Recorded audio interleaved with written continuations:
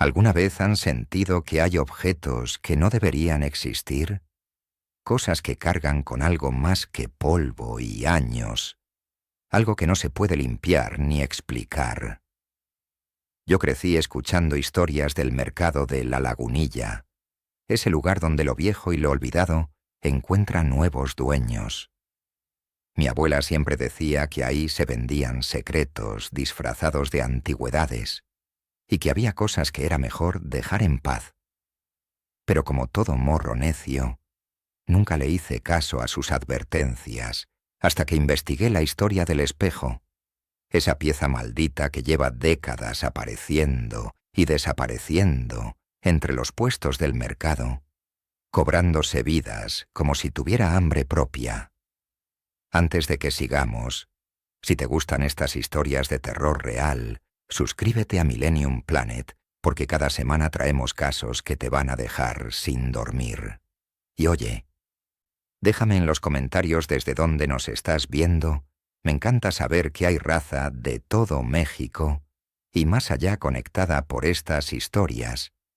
La primera vez que escuché del espejo fue por un compadre que vende muebles viejos en La Lagunilla. Me contó que en 1952, un anticuario llamado Don Arturo Mendoza compró un espejo que ningún vendedor experimentado se atrevía a tocar. Era una pieza hermosa, de marco barroco tallado en madera oscura con detalles dorados que parecían serpientes entrelazadas. El cristal era tan perfecto que daba miedo, como si fuera agua congelada en vez de vidrio. Don Arturo tenía una tienda de antigüedades en el centro, de esas donde los ricos iban a buscar piezas para sus casas grandes. Era un hombre respetado, serio, alguien que conocía el valor real de las cosas.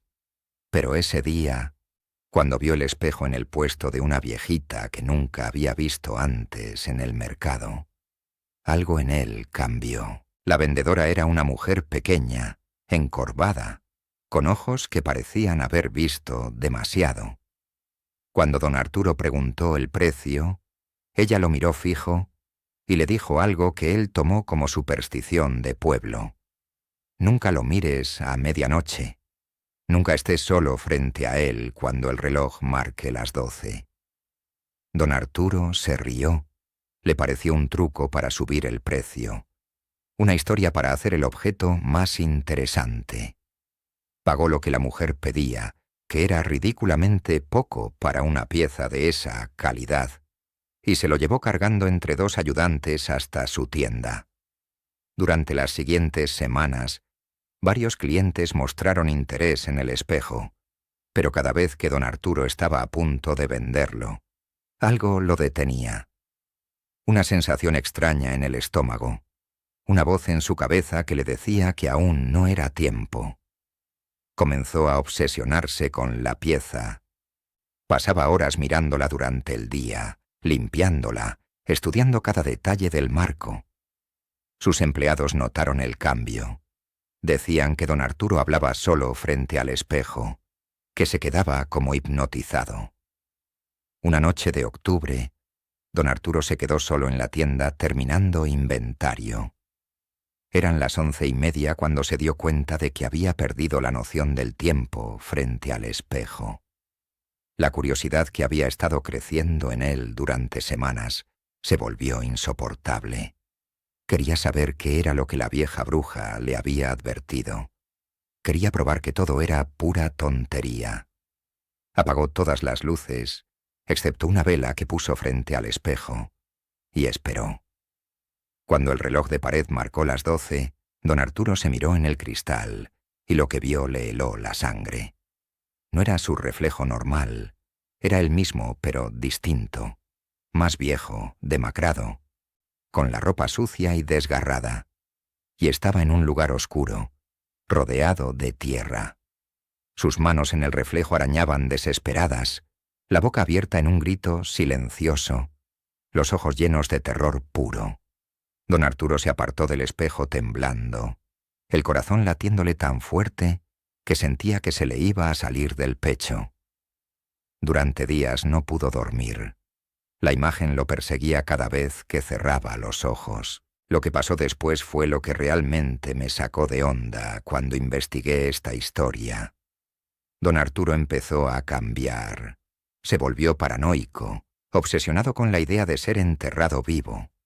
Dejó instrucciones detalladas de que si moría, lo velaran 3 días completos antes del entierro, que pusieran un timbre conectado desde el ataúd por si despertaba bajo tierra. Sus amigos y familia pensaron que se estaba volviendo loco. 6 meses después de haber mirado el espejo a medianoche, don Arturo sufrió un ataque al corazón en su tienda. Lo declararon muerto, pero siguiendo sus instrucciones, lo velaran los 3 días que él había pedido. La madrugada del tercer día, el timbre del ataúd sonó. Cuando abrieron el féretro, don Arturo estaba consciente, aterrado, con las uñas rotas de haber arañado la madera desde adentro. Había estado en un estado cataléptico, una condición rarísima donde el cuerpo simula la muerte, pero la persona está viva. Murió de verdad 2 horas después, del shock y el trauma de haber vivido exactamente lo que el espejo le había mostrado, despertando enterrado vivo, arañando en la oscuridad, sintiendo cómo se le acababa el aire. El espejo desapareció de la tienda esa misma semana. Nadie supo quién se lo llevó, pero meses después volvió a aparecer en la lagunilla, en otro puesto, esperando a su siguiente víctima. Lo que me pone la piel chinita de esta historia es pensar en cuánta gente habrá pasado frente a ese espejo sin saber lo que carga. ¿Cuántos lo habrán visto y pensado qué bonito, qué antiguo, sin imaginar que ese cristal perfecto guarda algo que no debería existir? Porque lo que don Arturo vio no fue una alucinación. No fue su mente jugándole chueco. Fue una promesa, una profecía retorcida que se cumplió exactamente como el espejo se la mostró. Y lo peor es que esta apenas es la primera historia. Hay más compradores, más visiones, más muertes, que parecen sacadas de una pesadilla, pero que pasaron de verdad. En los siguientes capítulos les voy a contar todo lo que descubrí sobre el origen de ese espejo, sobre la familia que lo tuvo primero, y sobre las otras personas que cometieron el error de mirarlo a medianoche. Porque créanme, la historia de don Arturo es solo el principio de algo mucho más oscuro. Después de enterarme de lo que le pasó a don Arturo, me obsesioné con encontrar el origen del espejo. Pasé semanas buscando en archivos viejos, hablando con historiadores del centro, revisando periódicos amarillentos en la hemeroteca. Lo que encontré fue mucho peor de lo que esperaba. El espejo perteneció a una familia que durante el Porfiriato era de las más adineradas de la Ciudad de México. Los Villamar. Tenían una casona enorme en lo que ahora es la Colonia Juárez. Una de esas construcciones francesas que don Porfirio tanto amaba, llena de lujos importados de Europa. El espejo llegó a esa casa en 1900. Un regalo de bodas para Isabela Villamar, cuando se casó con un empresario textilero. En los documentos que encontré, el espejo venía de Francia, pero había una nota rara en el inventario de la aduana. Objeto de procedencia incierta. Posible origen anterior desconocido. Como si ni siquiera los franceses supieran de dónde salió realmente esa pieza. La familia Villamar vivió feliz el primer año después de la boda. Isabela era conocida por organizar fiestas elegantes, donde la alta sociedad porfiriana se reunía a tomar champán y a hablar de negocios. El espejo estaba en el salón principal, un lugar de honor donde todos los invitados podían admirarlo. Las sirvientas de la casa contaban que doña Isabela pasaba horas frente a él, arreglándose, practicando su francés, soñando con el futuro. Pero en abril de 1905, todo cambió. Una de las mucamas encontró a Isabela muerta al pie de la escalera principal, el cuello roto. los ojos abiertos mirando hacia arriba con una expresión que la sirvienta describió en su testimonio como terror absoluto.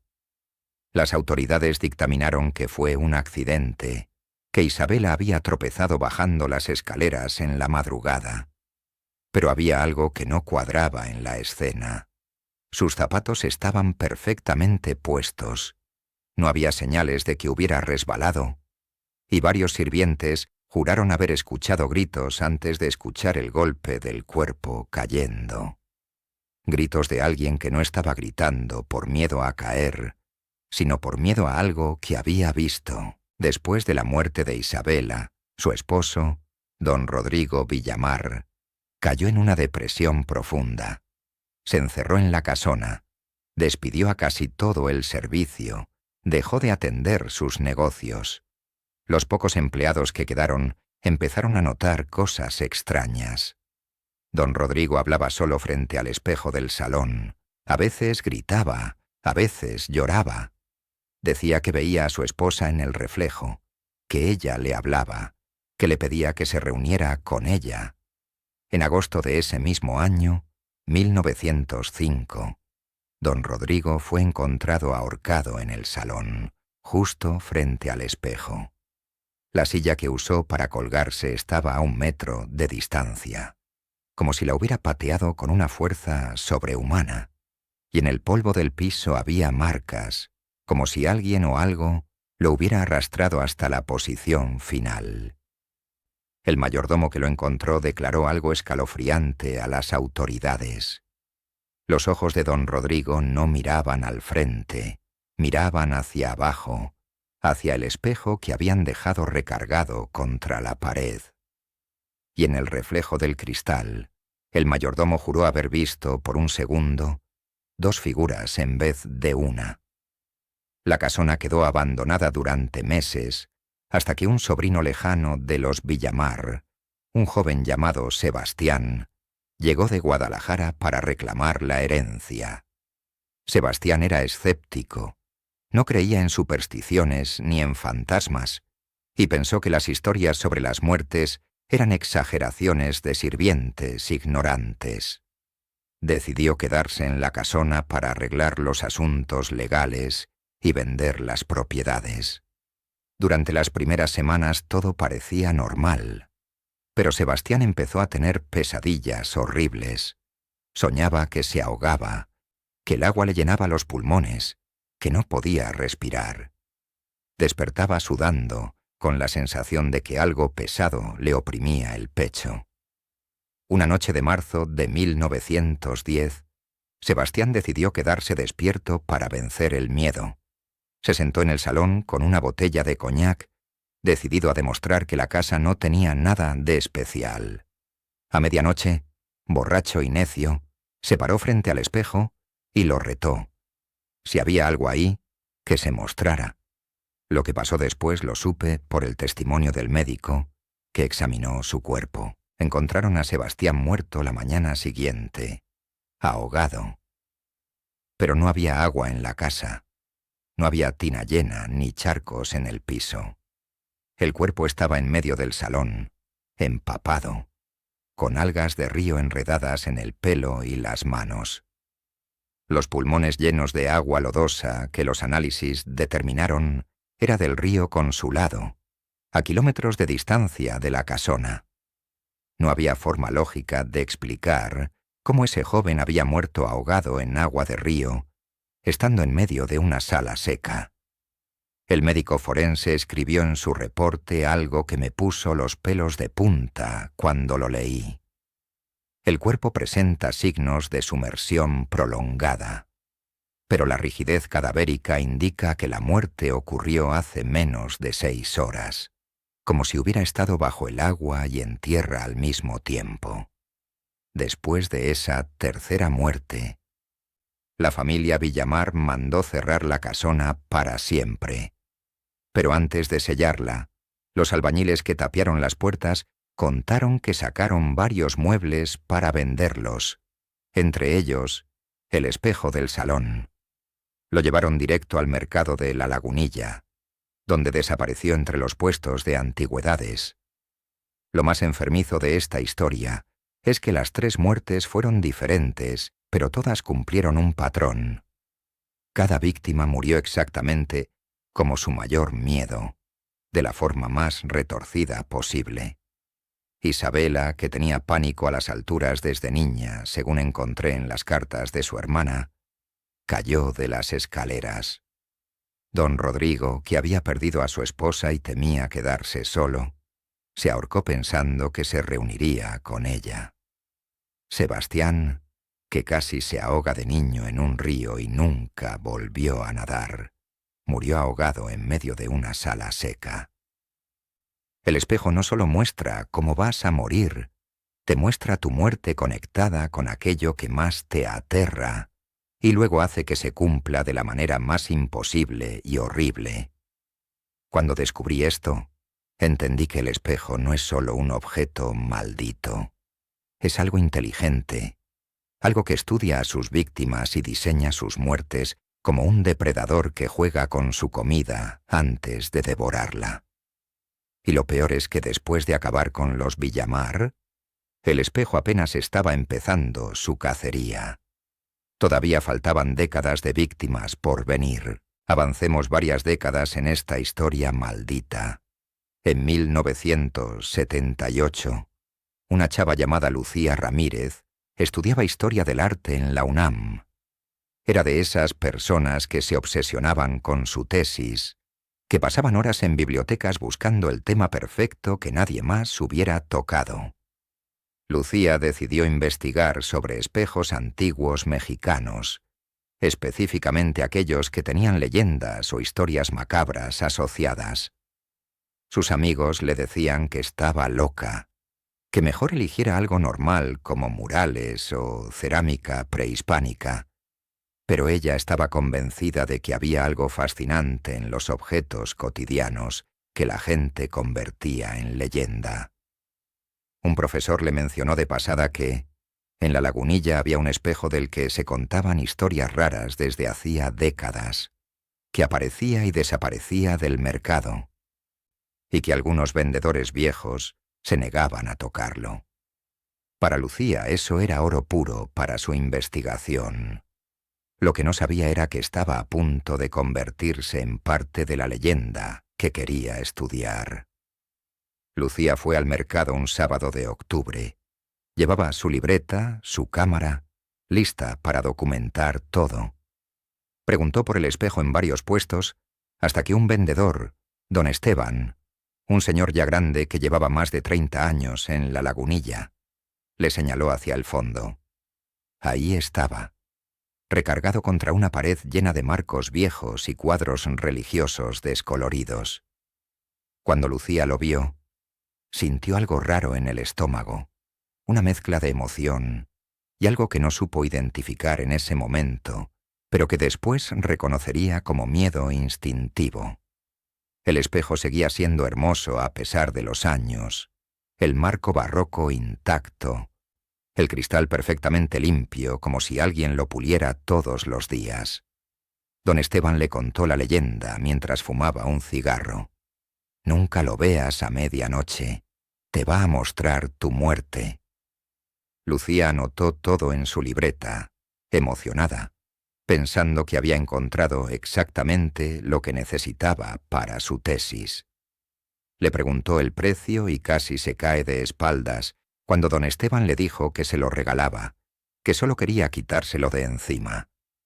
Ese debió ser el primer warning, pero Lucía estaba demasiado metida en su investigación académica para ver las señales. Durante las siguientes semanas, Lucía investigó todo sobre el espejo. Encontró referencias vagas en periódicos viejos sobre muertes extrañas asociadas a un espejo de la Lagunilla, pero nada concreto, nada que pudiera usar como fuente seria.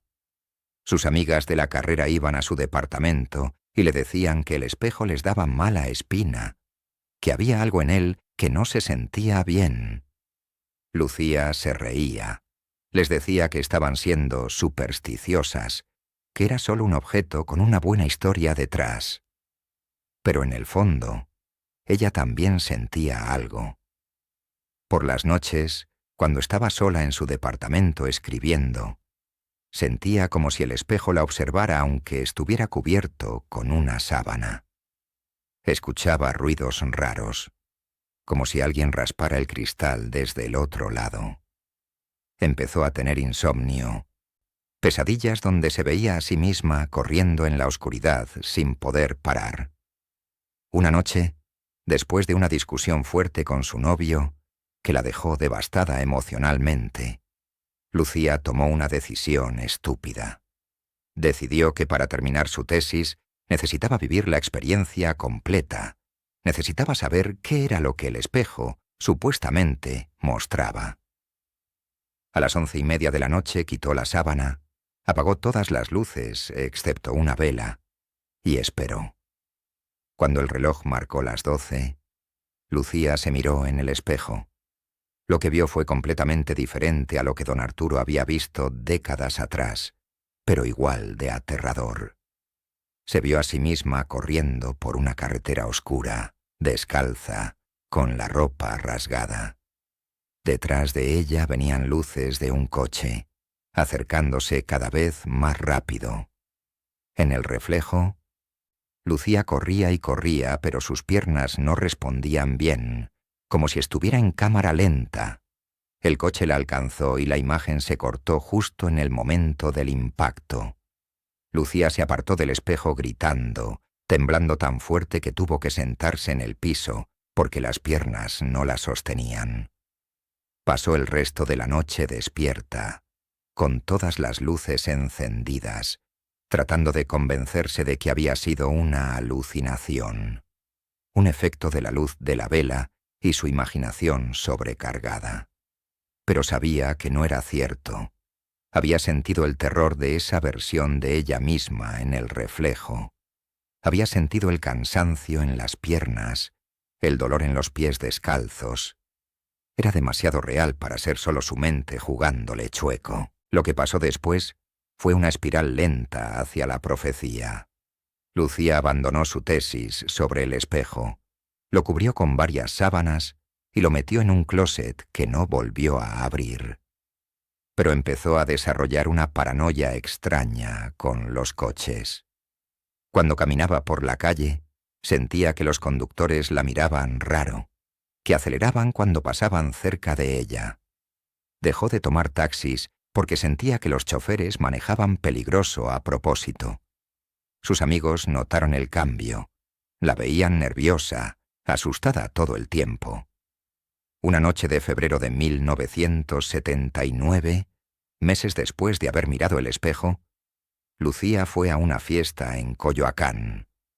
Tomó más de la cuenta, discutió con su novio otra vez y salió furiosa del lugar cerca de las 2 de la mañana. Sus amigas trataron de detenerla, pero ella no escuchó. Decidió caminar de regreso a su departamento, a pesar de que era lejos y peligroso. Lo que pasó en esa carretera oscura de Coyoacán nunca se supo con exactitud, porque no hubo testigos, pero la encontraron al amanecer. Lucía Ramírez murió atropellada, exactamente como el espejo le había mostrado, descalza porque se había quitado los tacones para caminar mejor, con la ropa rasgada, en medio de una carretera solitaria. El conductor nunca apareció, fue un hit and run que quedó sin resolver. Pero lo más perturbador fue lo que encontraron en su bolsa, una nota arrugada donde había escrito: «Yo lo vi. Va a pasar. No puedo evitarlo». Después de la muerte de Lucía, su familia fue a limpiar su departamento. Su mamá encontró el espejo cubierto en el closet y, sin saber la historia completa, lo llevó de vuelta a la lagunilla. Lo dejó en el mismo puesto donde Lucía lo había encontrado, pensando que alguien más podría quererlo. Don Esteban, el vendedor, la vio dejarlo y no dijo nada. Solo negó con la cabeza y siguió fumando su cigarro. El espejo volvió a estar disponible, esperando pacientemente a su siguiente víctima. Lo que me destroza de la historia de Lucía es que ella sabía lo que venía. Tuvo meses para prepararse, para huir, para hacer algo. Pero el espejo había plantado el miedo tan profundo en ella que cada decisión que tomó la acercó más a cumplir la profecía. Como si el destino que vio en el reflejo la jalara hacia sí mismo sin importar cuánto intentara resistirse. Saltemos al año 2003. Para este punto, el espejo ya llevaba casi un siglo cobrándose vidas, pero las historias se habían diluido con el tiempo. Se habían convertido en leyenda urbana que la gente contaba en fiestas, pero que nadie tomaba en serio. Entró en escena un tipo llamado Roberto Sandoval, un coleccionista obsesionado con objetos supuestamente malditos. Roberto no era como las víctimas anteriores. Él buscaba activamente estas cosas. Pagaba cantidades ridículas por muñecas embrujadas, cuadros que supuestamente lloraban sangre. Cualquier objeto con una historia macabra detrás. Tenía un cuarto entero en su casa de Polanco dedicado a su colección, lleno de cosas que le hubieran dado pesadillas a cualquier persona normal. Sus amigos decían que Roberto tenía un tornillo flojo, que estaba jugando con fuego. Pero él se reía y decía que todo era falso, que coleccionaba las historias, no los objetos reales. Cuando escuchó sobre el espejo de la Lagunilla en un foro de internet dedicado a lo paranormal, supo que tenía que tenerlo. No le importó el precio, no le importaron las advertencias. De hecho, las advertencias lo emocionaban más. Roberto fue al mercado con un amigo que documentaba en video todas sus adquisiciones raras. Encontraron el espejo en un puesto al fondo, el mismo lugar donde había estado apareciendo y desapareciendo por décadas. El vendedor era nuevo, un chavo joven que no conocía la historia completa, solo sabía que era una pieza antigua que le habían dejado en consignación. Roberto negoció el precio, pagó en efectivo, y se llevó el espejo cargándolo como si fuera un trofeo. En el video que su amigo grabó ese día, se puede ver a Roberto emocionadísimo, hablando a la cámara sobre cómo iba a probar si la leyenda era real. Lo que da escalofrío ver ese video ahora es la expresión de Roberto, tan confiado, tan seguro de que nada malo le podía pasar. Instaló el espejo en su cuarto de colección, justo en el centro, como la pieza principal. Durante días estuvo planeando el momento perfecto para mirarlo a medianoche. Quería documentarlo todo, tener cámaras grabando, invitar amigos para que fueran testigos. Pero al final, la noche que lo hizo, estaba completamente solo. Fue un viernes 13 de junio, porque Roberto era así de dramático, le encantaba el simbolismo. Puso 3 cámaras en diferentes ángulos, todas grabando hacia el espejo. Se paró frente a él a las 11:55, esperando, con una copa de whisky en la mano para calmar los nervios. En las grabaciones que después encontraron, se puede ver cómo Roberto se va poniendo más tenso conforme se acerca la medianoche. Cuando el reloj marca las 12, Roberto se mira al espejo y su expresión cambia completamente. La copa se le cae de la mano y se hace pedazos en el piso. Roberto retrocede, tropieza, cae sentado sin poder quitar la vista del espejo. En el video se escucha su voz, quebrada, repitiendo: «No, no, no, esto no puede ser real». Las cámaras captan su cara de terror absoluto, pero no logran grabar lo que él ve en el reflejo. Después de casi 2 minutos así, Roberto se levanta, temblando, cubre el espejo con una sábana y sale corriendo del cuarto. El video se corta ahí porque él apagó las cámaras. Pero lo que Roberto vio en ese espejo fue algo que ninguna de las víctimas anteriores había experimentado. Se vio a sí mismo siendo devorado vivo, despedazado por algo que no era humano, algo con demasiadas extremidades y ojos que brillaban en la oscuridad. Lo que pasó las siguientes semanas Fue una transformación horrible. Roberto, que siempre había sido escéptico y burlón con lo paranormal, se convirtió en un paranoico que no salía de su casa. Instaló cámaras de seguridad en cada rincón, puso cadenas en todas las puertas, dejó de dormir porque cada vez que cerraba los ojos veía la criatura del espejo. Sus amigos trataron de ayudarlo.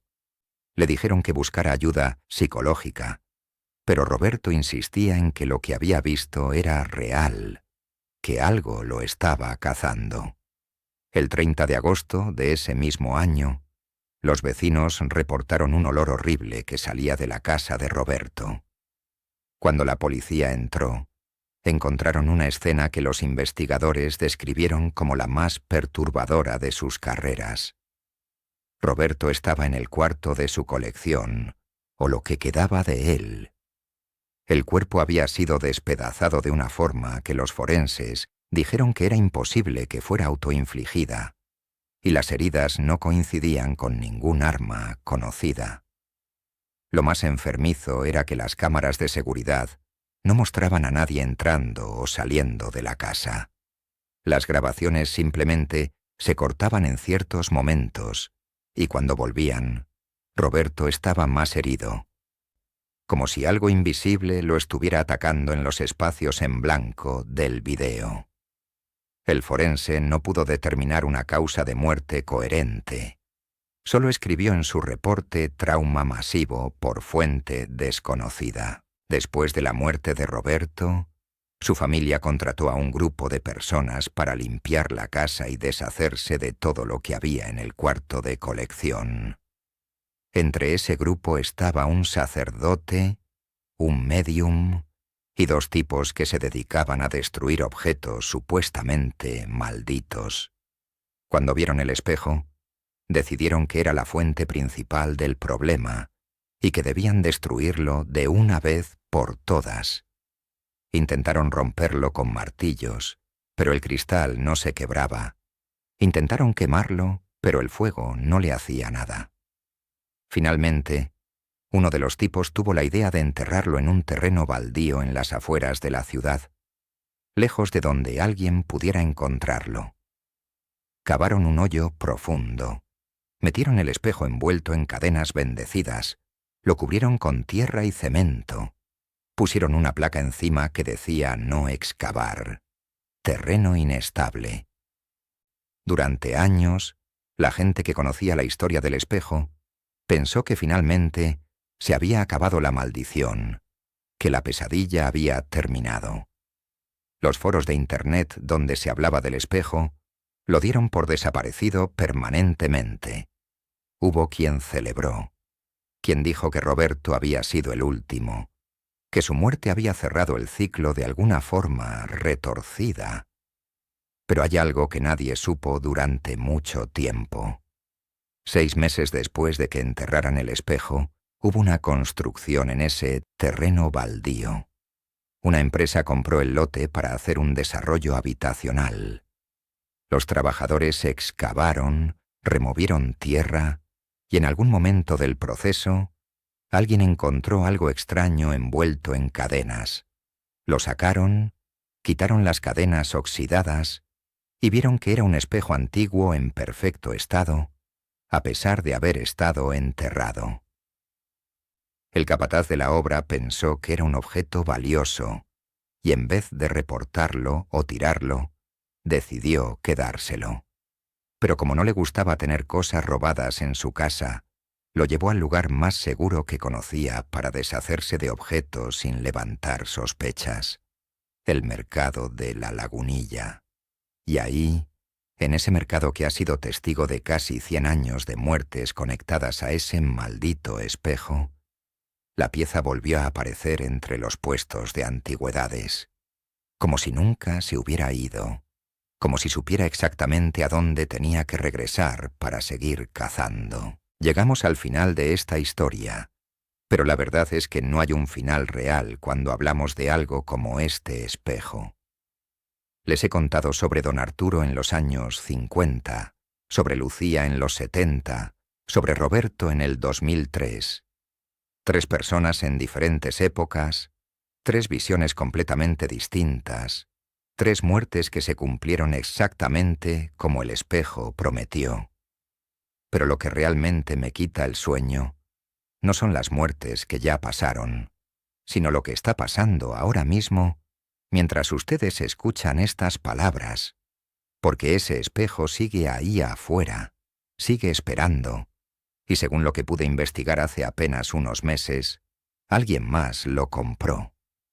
Alguien que probablemente no tiene idea de lo que acaba de meter a su casa, alguien que tal vez en este momento está mirándolo y pensando, «¿Qué pieza tan bonita conseguí?». Y eso me destroza porque sé exactamente lo que viene.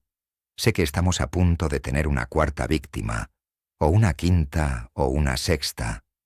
El espejo no se cansa, no se detiene, no perdona.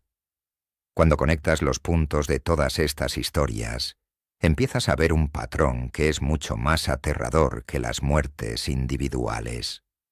El espejo no es simplemente un objeto que muestra el futuro. Es algo que lo moldea, que lo crea.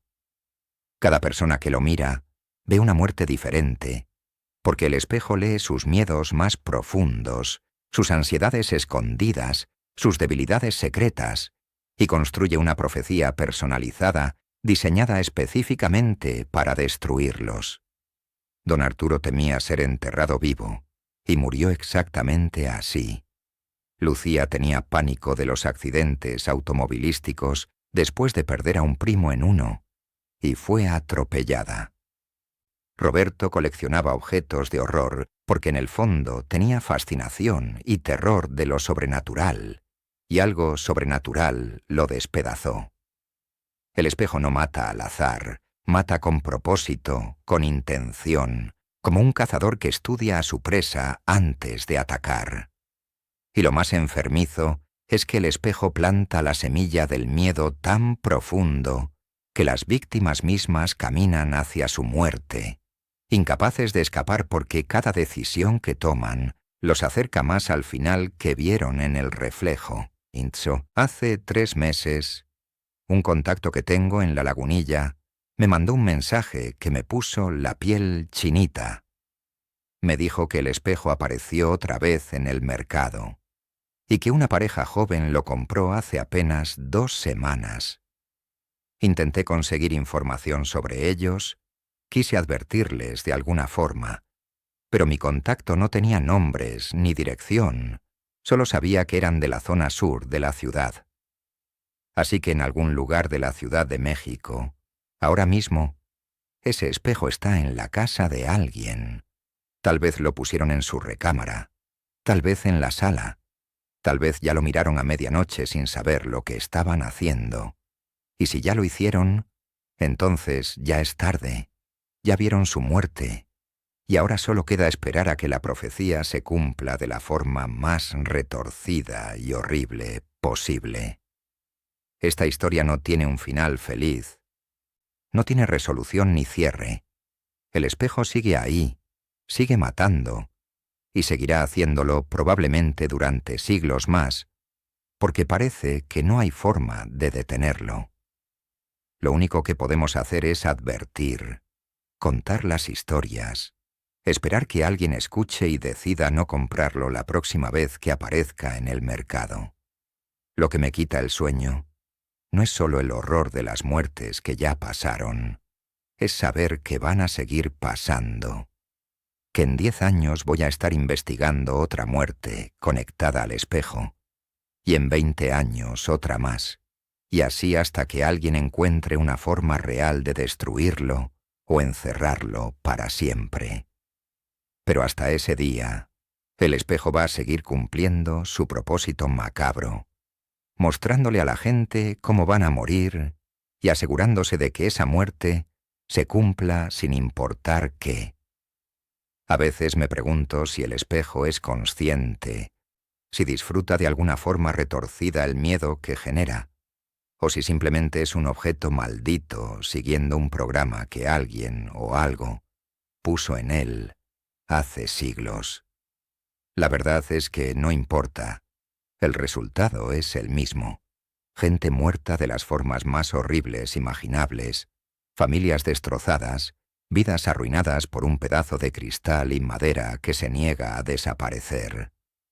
Si llegaste hasta el final de esta historia, hazme un favor. Si alguna vez estás en La Lagunilla y ves un espejo barroco hermoso con un precio sospechosamente bajo, aléjate. No preguntes por él, no lo toques, no dejes que la curiosidad te gane. Y si ya lo compraste, si ya está en tu casa, cúbrelo y devuélvelo al mercado antes de que se haga medianoche. Porque una vez que lo mires a esa hora, ya no hay vuelta atrás, ya estarás marcado, ya serás parte de la leyenda. Y créeme, no quieres ser la siguiente historia que alguien cuente en un video de terror.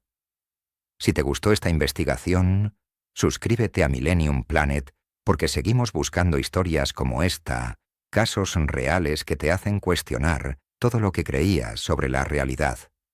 Y por favor, cuídate ahí afuera, porque nunca sabes qué objetos malditos están esperándote en el siguiente mercado que visites.